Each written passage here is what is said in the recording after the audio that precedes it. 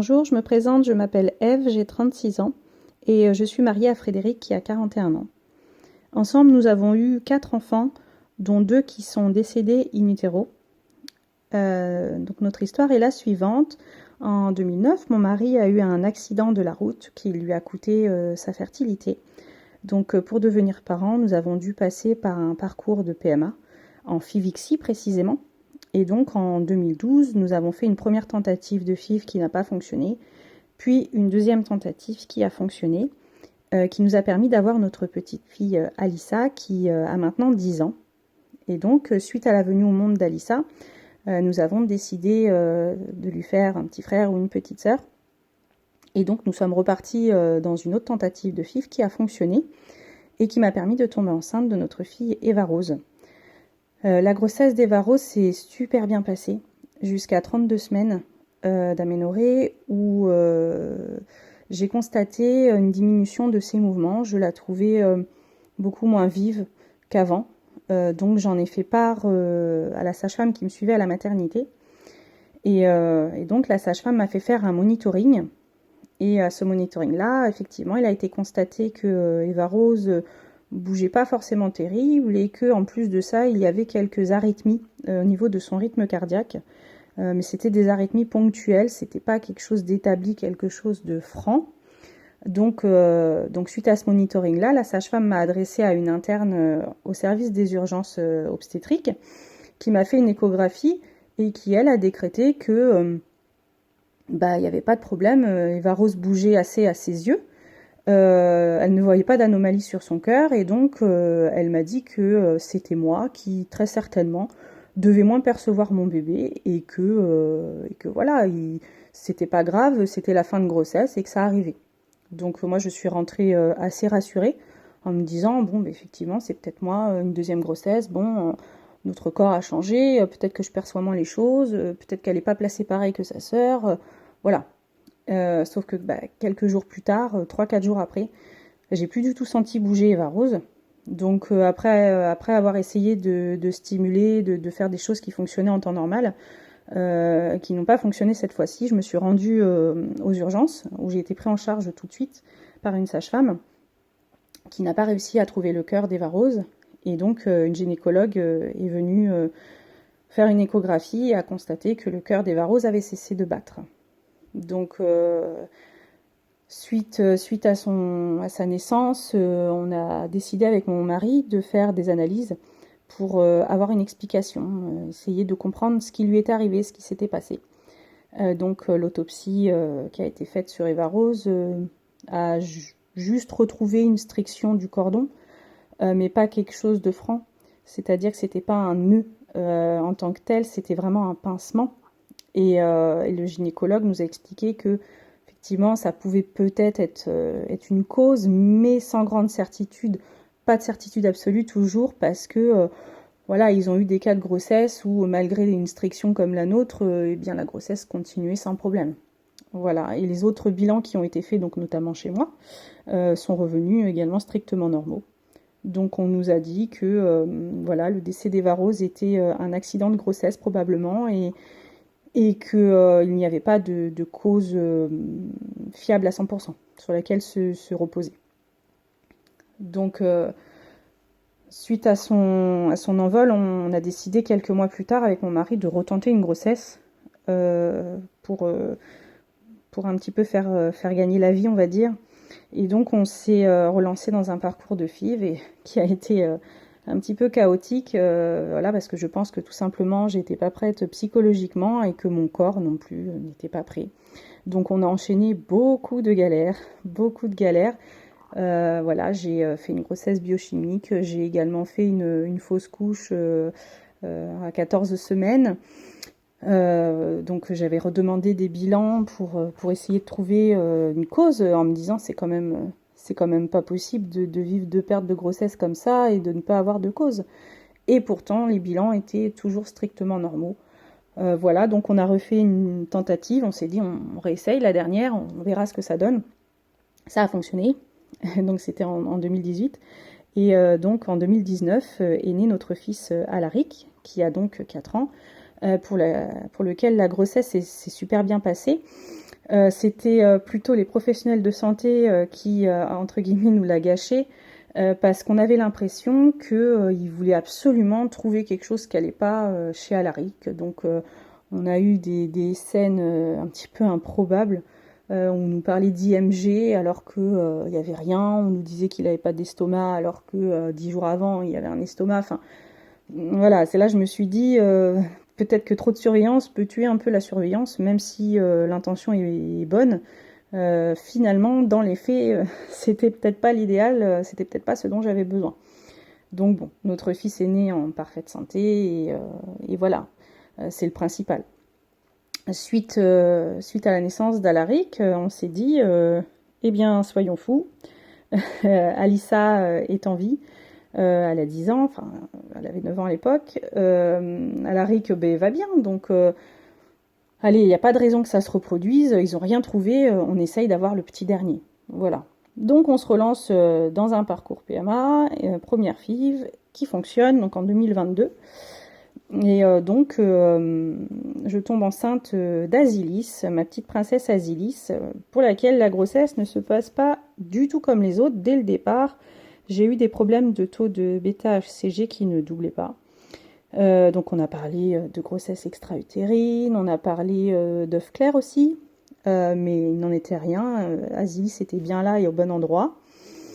Et donc la grossesse a continué avec des petits saignements, une échographie à 12 semaines qui était parfaite, mais moi je trouvais que ma fille était beaucoup plus petite que ses frères et sœurs. Donc je l'ai signalé et on m'a dit, oh mais vous savez, les enfants sont tous différents, donc c'est pas parce que là Asilis est plus petite que forcément il y a un problème. Sauf que bon, j'avais quand même tous les signes qui se cumulaient, les problèmes de bêta-HCG, des saignements, un bébé qui était quand même plus petit que les 3 premiers. J'avais également un tritest qui était revenu pas bon, donc j'ai dû faire le DPNI parce que j'avais un score à 1 sur 68 de mémoire. Et en fait, ce qui faisait que ce score n'était pas bon, c'était encore les bêta-HCG qui cette fois-ci étaient à un taux mais énorme. Donc bien souvent, ça c'est associé à un problème vasculaire ou placentaire. Et donc ma gynécologue, du fait des antécédents, a accepté de me faire une échographie intermédiaire à 18 semaines. Et donc à cette échographie intermédiaire, on a appris que c'était donc une petite fille qu'on attendait.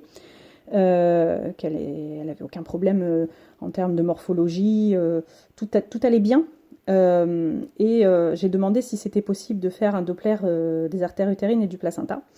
Et cette gynécologue-là m'a répondu que à ce stade-là, de toute façon, ça ne servait à rien parce que il n'y avait pas de raison qu'il y ait de problème. Donc une fois de plus, on m'a pas écouté et il s'est avéré que plusieurs semaines après, donc à 21 semaines, Asilis a cessé de vivre dans mon ventre.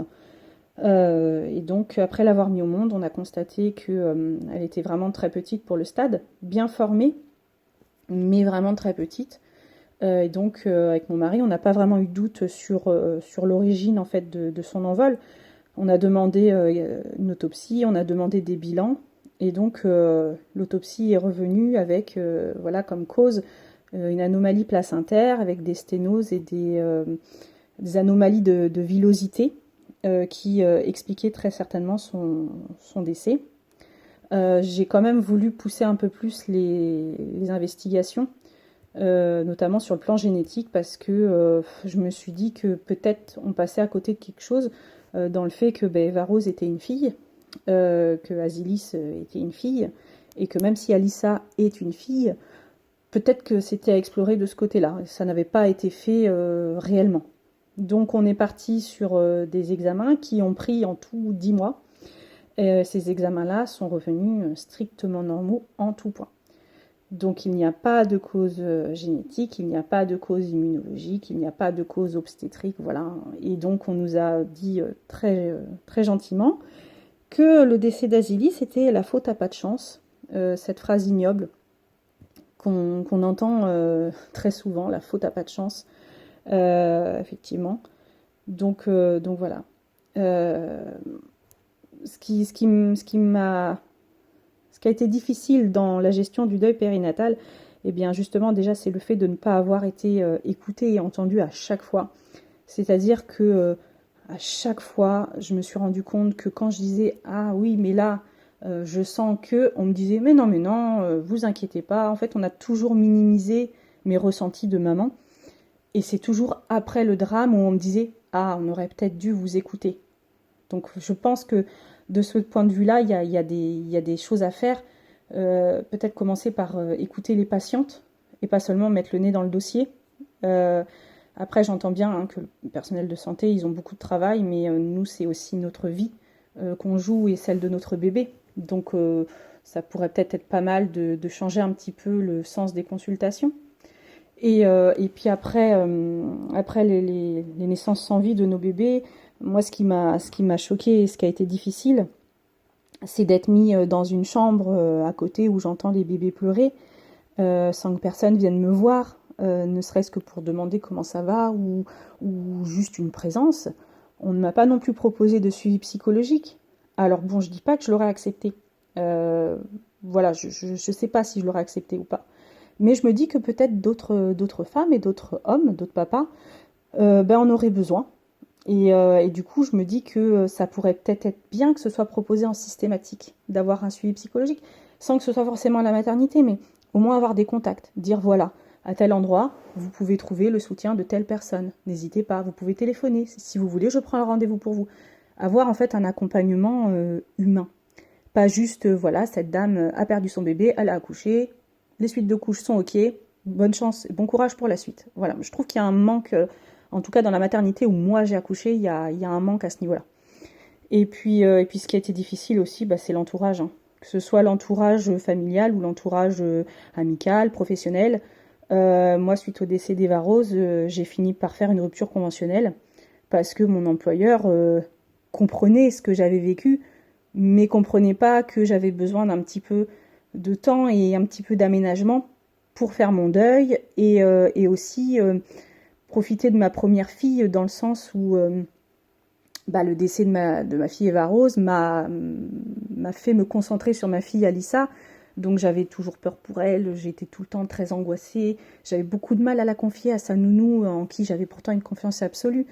Donc voilà, le côté professionnel a été compliqué. Le côté familial, donc bah, il y a des gens qui comprennent, il y a des gens qui font vivre nos bébés même s'ils sont décédés, mais il y a également des gens qui font comme si qu'ils n'avaient pas existé.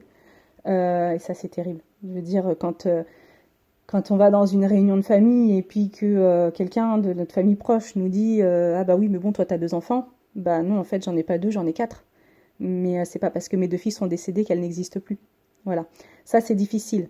Niveau amical, ce qui a été difficile, c'est aussi cette impression d'être l'ange de la mort, d'être celle qui porte la mort tout le temps et qui peut être contagieuse. Donc j'ai eu beaucoup d'amis de qui j'étais proche qui ont disparu du jour au lendemain et qui sont revenus 9 mois, 10 mois, 1 an après en disant eh ben, j'osais pas venir te parler parce que voilà, moi j'étais enceinte et puis j'avais peur de qu'il m'arrive la même chose, voilà, comme si que j'étais contagieuse, donc, comme si que mon malheur était contagieux. Voilà.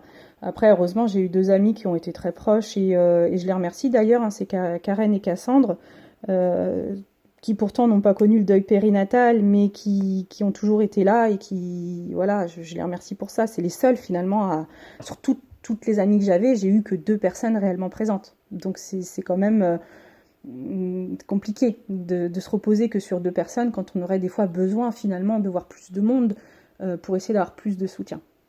Et puis au niveau professionnel de santé, et bah voilà, on est aussi jugé. Donc y a des professionnels de santé qui disent bah écoutez, moi je vous comprends, je suis avec vous, si vous avez besoin de quelque chose, n'hésitez pas. Et puis il y a ceux aussi qui disent des choses comme vous allez quand même pas réessayer d'avoir un enfant. Voilà, alors que j'ai pas à justifier déjà de ma vie et j'ai pas à justifier de ce qui s'est passé. C'est compliqué, notamment avec la PMA. Avec la PMA, moi je trouve qu'on perd le droit de décider de ce qui est bon pour nous. Et ça a été hyper difficile à digérer. Quand on se représente en disant, bah, écoutez, voilà, moi j'ai perdu un bébé, rien n'a été trouvé, et je voudrais réessayer d'avoir un bébé, et qu'on nous sort, eh ben, vous aviez qu'à être suivi, vous auriez pas perdu votre bébé, Et puis on fait pas ce qu'on veut dans la vie, donc moi j'ai décidé que 2 enfants c'était suffisant, vous en aurez pas d'autres. C'est un discours que moi j'ai vécu avec témoins. Donc ça c'est voilà, c'est aussi compliqué à, à digérer. Ça fait beaucoup. Ça fait le deuil de notre bébé, plus les proches à gérer, le professionnel qui va pas, les professionnels de santé qui sont pas forcément humains. Ça fait beaucoup. Mais dans ce recul du deuil périnatal, voilà, vu que je l'ai vécu des deuils périnataux à plusieurs stades, de plusieurs façons, à des périodes de vie différentes, la seule chose que j'en garde vraiment de positif, c'est que la communauté des parents, c'est une belle communauté avec énormément de bienveillance, avec des gens qui font preuve d'un recul, qui considèrent nos bébés parce que bah, eux aussi, ils savent ce que c'est quand notre bébé qui est décédé n'est plus considéré comme un bébé. Quand on est enceinte, tout le monde est là. C'est super, c'est beau, c'est merveilleux, le bébé, comment il va s'appeler, etc. Et quand notre bébé vient au monde et qu'il est décédé, eh bien, il n'existe plus.